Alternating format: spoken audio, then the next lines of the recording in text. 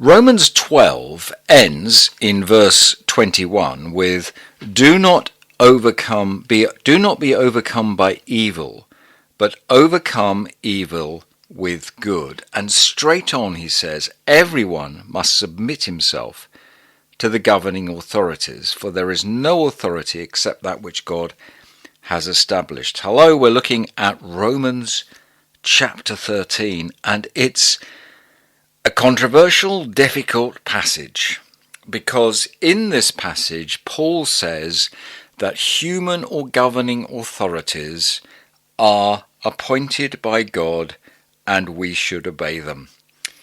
And that does not sit well with the hearing of many people today, and perhaps it never has. And I wonder how it felt for the Christians in Rome when they first received this letter. Because we know well that, if not actually at this time, then not long after, the Roman authorities were arresting Christians and throwing them into the arena to be mauled by lions to the great roar and cheers of the baying mob, the crowd that came for the spectacle. And Paul is saying everyone must submit himself to the governing authorities, for there is no authority except that which God has established. Do not be overcome by evil, but overcome evil with good, I think is the context that we need to read chapter 13 in.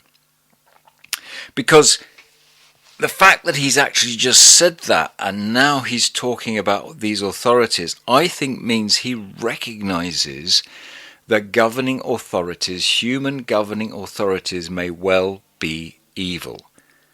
And we are not to be overcome by evil, but to overcome evil with good. And so what he's saying is, if they are acting in a way which is not godly, you defeat them by acting back in a godly manner. But let's unpack it a little bit more, because it doesn't sound like that particularly as we go on. And let's start with the fact that he says, there is no authority except that which God has established. God is the authority. Jesus is the King of Kings. And therefore every sub-king, every king and president and national ruler, local authority is under the king. And that reminds me of the coronation service in 2023, where the King Charles, took the authority and committed himself to be under God and recognized that his authority comes from God. When Her Majesty the Queen died, the mace, the crown, were placed back on the table at the front of the church, given back to God. She had carried it on his behalf. And at the coronation, the king is given those things back. In the intervening period, from that funeral to that coronation, he was an uncrowned king. It's a bit like, I guess, you're engaged to be married, but you're not yet married. You are committed to that person. You are set apart for that person, but you're not yet married. He was engaged to be the ruler in God's place, in the authority, in the domains, in the realms of which he is king, but he had not yet received the mantle. But that picture is of this authority comes from God. And I know we are pretty unique among the nations in that we still do that, and we still have that picture. But that was what it was like everywhere, and it is still visibly what it's like here. Our constitution is about that coronation service, and his authority, which he then shares with Parliament, comes from God. And I love the fact that as he walked out of the Abbey, the leaders of the British Muslims and the British I can't remember whether it was the Sikhs or the Hindus or other religions, acknowledged him as their sovereign, and he had just acknowledged Jesus as his sovereign. And I love that. I love that picture that they may not recognize Jesus, but they have just bowed down to him in that very, very symbolic way. So the authorities on earth are established by God because he is the only authority. And any rule on earth is permitted by him. He established the authority on earth in Genesis when he said to the man and the woman, "You will have dominion on earth. I give you dominion on this earth. I have the ultimate authority. I give to you the dominion on earth." And we know the story. We know that dominion was abrogated by the devil, but it's an authority that God established. And whoever has that is there because God has established it, and God allows its continuation as such at this time. And the gospel, with Jesus redeeming the world and bringing it back into his control, is a marvelous story. And although we do not yet see the fullness of it, that is the picture, that he is the King of Kings. He is the one on the highest throne, the highest mountain, and every knee in heaven and on earth will bow before him. That's what it means that all authority is established by God. The Genesis picture shows us that even though God established that authority, actually it's been taken by the enemy.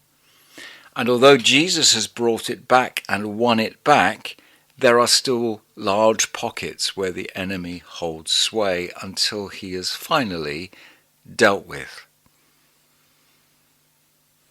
Verse 1 finishes with the authorities that exist have been established by God. And so as we look around our world, whether that's to Russia and the way the president of Russia is conducting himself, whether it's even to Israel and the way the Prime Minister and the government of Israel are conducting themselves, whether it's even to Gaza and the way Hamas is conducting itself, or to any other place, let us not forget they are only in authority because that authority has been delegated by God to man, and Jesus has brought it back from the devil. As a man, he brings it back from the devil. We should be giving it down to him, laying it down before him. As symbolically it happens in the coronation, and not that the government follows that at all. That's a totally different story. But symbolically, that's what happened. And we should be saying, we will do it your way. That's the starting point. Verse 2.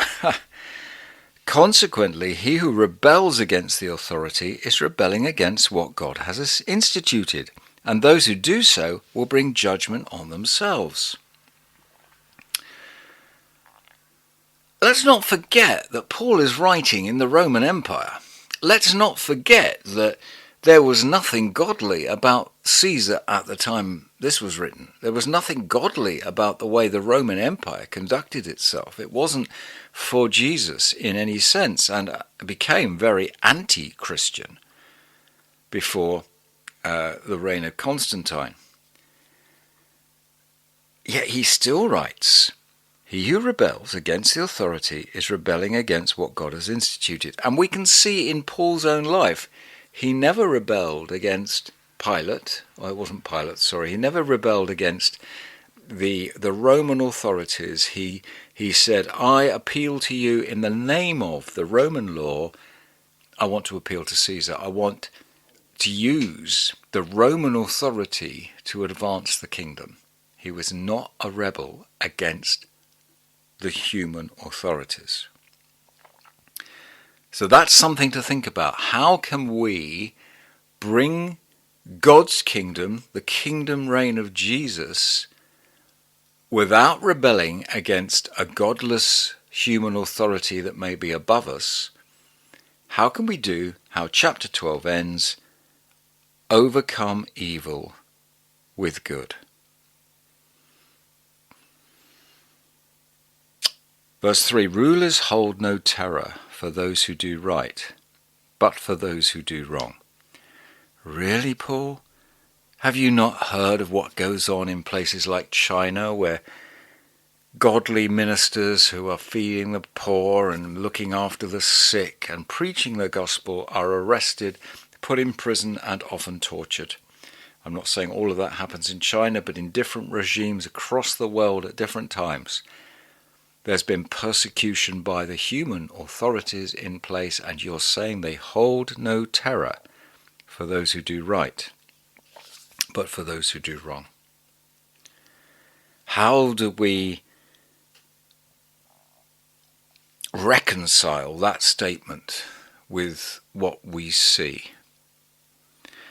He goes on, do you want to be free from the fear of the one in authority? Then do what is right, and he will commend you.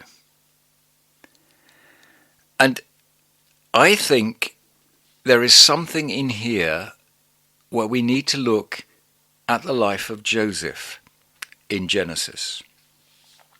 Because you see, he did what was right. He fled from that woman, Potiphar's wife. He did not lie with her. He did not give in to the temptation for sex with her. He honored his master and he got out of the situation. He did what was right, and he was thrown into prison for it. What did he do in prison? He did what was good. He did what was right. And he was commended, and he was given roles, and he was given trust, and he was given positions of influence within the prison. Because he didn't fight. He just did it God's way. And he treated even his oppressors, even his jailers, with honor. And I think that's what it's saying here. It's not saying you won't be persecuted. It's not saying these authorities will not come down on you like a ton of bricks, and you might even be tortured and you might even be killed. Paul was put in prison for doing right. He is a person who lived through all of these things, and we need to look at his life to see how he reconciled this. I think of the story in Acts when there was the earthquake and the chains fell off, and the jailer was going to kill himself, and he said, no, we haven't run away. We've been set free by God, but we're still here. We want to be officially released. And that's part of the picture, isn't it? That we continue to do things God's way and overcome the evil with good. Some will do that through their own death. That's what martyrdom and sacrifice is about. You overcome evil by sticking to God's way, and that might be horrendous, but it will be part of the kingdom's advance, how you overcome evil. Verse 4 says that this ruler is God's servant to do you good. So now actually what he's doing is saying, do you know what? That ruler is accountable to God. And if that ruler does evil, then he is God's servant, and it is God that is going to judge him, try him, and deal with him. It's not for you to do it. He is God's servant, and God will sort it out. But if you do wrong, be afraid, for he does not bear the sword for nothing. So if you've done wrong, then the ruler can do whatever he likes to you. Okay, in the 21st century in the West, there are all sorts of things they have decided they will not do. In this country, you will not be put to death, whatever you do. Again, we could have a whole discussion about that one, but that's the case here in Britain. But suppose we lived somewhere else and you have offended, then the ruler has every right, if you have broken the law, to enact the punishments that are written down in the statute book for you. In the past, there wasn't a statute book. He could do whatever he wanted on the day. But if you have not done wrong, and he does that, he is God's servant, and God is watching out. Verse 5, therefore it is necessary to submit to the authorities, not only because of possible punishment, but also because of conscience. And this, I think, is the key. Our conscience is between us and the Holy Spirit. Am I living according to how the Holy Spirit would have me live? Am I living according to the guidelines of the Holy Spirit? Now, we get to that point about what if the government is saying do something which the Holy Spirit is saying don't do? Well, you follow your conscience, you follow the guidelines of the Holy Spirit, because our government might be failed. It might be wrong. It's still put in an authority position by God. That authority is established by God. They are failing to enact it well. God is watching them. They will be held to account for what they do. You need to keep your conscience with the Holy Spirit clear. And sometimes that will mean you say, I will not do what the government has told me to do. But the key here is we're not to rebel. He who rebels, verse 2, is rebelling against what God has instituted. We can disobey without rebellion. We can explain. We can say, I can't do that and I won't do that because this is what God says. Rebelling is, I think, a little bit more like, I won't do it and I'll work against you and I'll destroy you. And it's becoming dangerous. We can simply say, I will do this and this and this, but I won't do that. Again, we may well be led down the path towards the execution. But we're called to do what God says. And we're called to take those authorities and recognize them as God's.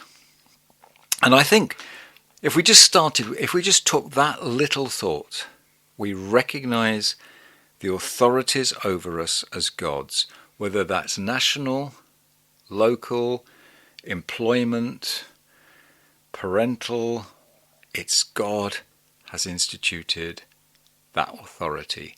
And I think that's a key thing, because as we look at the rebellion in our world, it is against authority in every shape and form. The enemy is trying to destroy the idea that there can be authorities. I shudder to think what will happen in a general election if a party gets in that a significantly loud minority refuse to accept. I think we've come close to it when we're looking at what goes on in many countries in our world. Rebellion against authority is rife, and democracy can only survive because of Christian doctrine of obeying the authorities.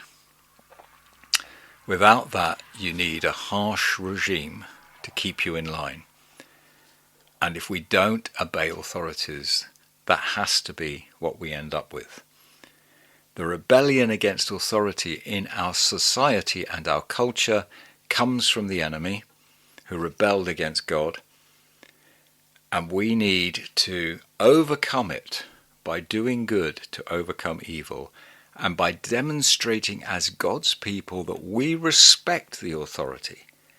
We may not have voted for it, we may not like its policies, we may be against its policies, but we respect it because it is the authority there over us. He then breaks that down and goes a little bit into more detail, and we'll just take the next little bit. That's why you pay taxes. Don't rebel against paying taxes. Give everyone what you owe him. If it's tax, tax. Revenue, revenue. Respect, respect. Honour, honour. Respect, honour those who are in authority and pay the taxes. There are lots of taxes we don't like. There are lots of taxes which are probably inherently wrong. But we should pay them because we want to be seen as upstanding citizens in our society and overcoming any evils by doing good. So in this, Paul is saying, you do not rebel against the against the government that is over you. You serve it and you follow the Holy Spirit. And if that's a tension, then I think we start by saying, Lord, I will follow you and I will obey you and I will, in conscience, do what you say. But recognizing that part of what he says is we do not rebel against the authorities established by God. And we hold that intention and we keep that as the principle by which we deal with all the society issues we come across.